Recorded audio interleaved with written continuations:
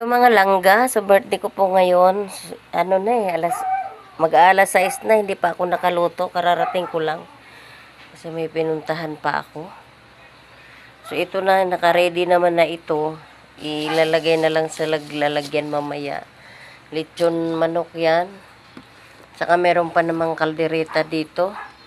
Yan, may natira pang kaldereta ulam. May cake na ako. Magluluto muna ako ng carbonara. Ginabi talaga ako mga langga. So ngayon po ay June 29, araw ng linggo. Akin po ngayong birthday. Ginoo ko.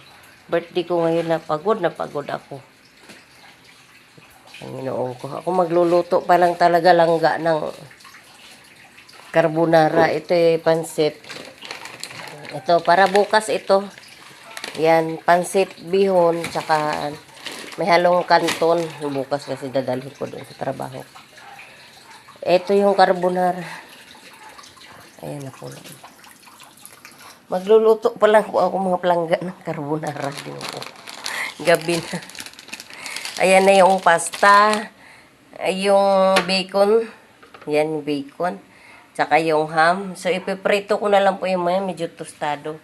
Yan yung ano ng carbonara. Ito na may, ayan, kumulo na yung tubig pala. Ilalagay ko na ngayon ang itong pasta. Lang mga langga. Hinaan ko muna.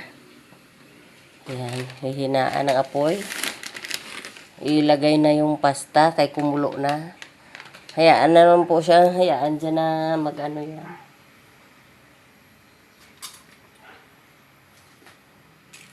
Kusa na yan siya. Lalambot na yan ang kanya dyan.